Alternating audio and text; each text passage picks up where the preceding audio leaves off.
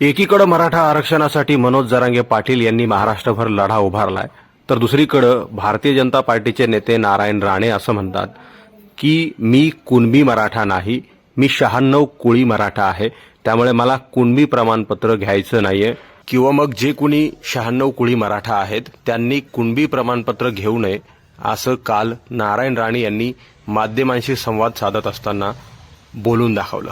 त्यावर एका मराठा कार्यकर्त्यानं नारायण राणे यांना फोन करून जाब विचारलाय. सोशल मीडियावर ऑडिओ क्लिप व्हायरल होते. या ऑडिओ क्लिपची पुष्टी मराठी महाराष्ट्र करत नाही, मात्र ऑडिओ क्लिप तुम्हाला ऐकवायला दिली जाते आहे. हॅलो हॅलो हा साहेब बोलतो नारायण राणे साहेब. काय आलं? साहेब मी बोलतो रमेश पाटील बोलतो साहेब, तुमचा भक्त. हा बोला ना. काय म्हणलं साहेब, तुमचा इतका आदर्श होता तुम्ही मराठा समाजाबद्दल. तुम्हाला 96 कोळी 92 कोळी काय लपडे साहेब ते? तू येऊन भेट मग सांगतो. बरं आज म्हणजे हॅलो हा बोल. साहेब चिडायचं काय कारण साहेब त्यामध्ये?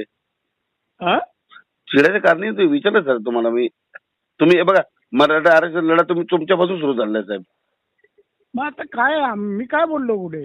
तुम्हाला 96 कोळी मराठाला जरूरत नाही. अरे बाबा तो जे बोलतो जरा घे, तसं नाहीये. 96 कुळी आणि कुणबी मध्ये फरक आहे.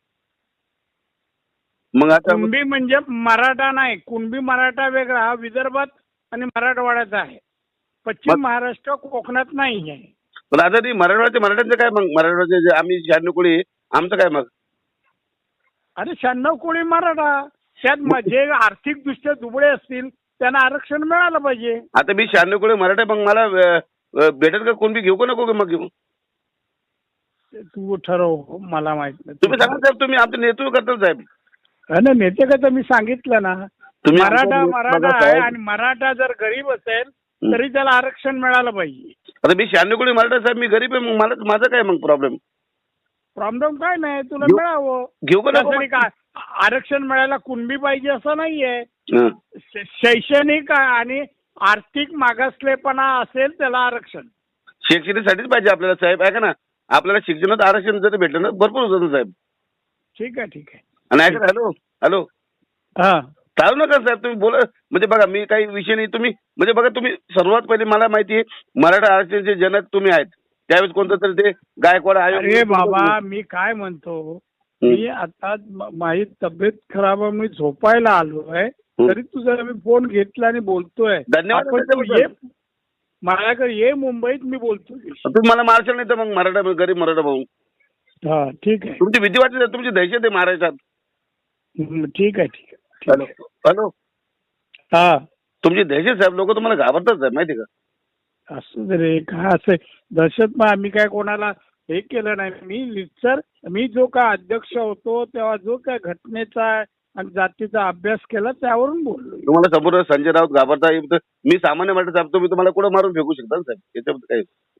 ठीक आहे चल. ऐका ना साहेब, तुम्ही ऐका ना. हॅलो हॅलो हा तुम्ही बोला साहेब. पण आम्ही आरक्षण घ्यायचं नाही साहेब. मराठ्याची परिस्थिती फार खराब आहे हो. पुन्हा वेटर मराठा, पुरं अरे पण हॉटेल. मी काय म्हणालो, आरक्षण मिळालं पाहिजे ना त्यांना. मग तुम्ही आता 96 कोळी घ्यायला पाहिजे तुम्हाला. अरे तसं नाहीये. तो बोलतो कुणबीच्या सर्टिफिकेट घ्या मराठ्यांनी. हे असं कसं सर्टिफिकेट? आरक्षणाची सर्टिफिकेट गोष्ट वेगळी आहे आणि कुणबीची सर्टिफिकेट वेगळं आहे. तुम्हाला आणि तुमच्या मुलाला जरूर नाही साहेब. तुम्ही जरी आम्ही भावमत 96 कोळी, तुम्हाला जरूर नाही साहेब. तुम्ही ऑलरेडी श्रीमंत झाले, मुलं मोठे झाले, तुम्ही सगळं. पण माझे मुलं लहान झाले साहेब, आम्ही भीक मागू मग रोडवर. हे बघ तुला एक सांगतो, तू नीट बोल. मी तुला परत एकदा चुकीचं काय बोलतो साहेब तुम्हाला? असं चुकीचं मग आता तुला मी माझ्या मुलांचं ह्याच्या मुलांचं, तुम्ही मोठे झाले, आम्ही काय हे करून मोठे नाही झाले, आम्ही मेहनत केली आहे. ठीक आहे ना साहेब, तर तेच म्हणतो मी पण तुमचाच आहे ना. तुला मी परत एकदा सांगतो, मी हां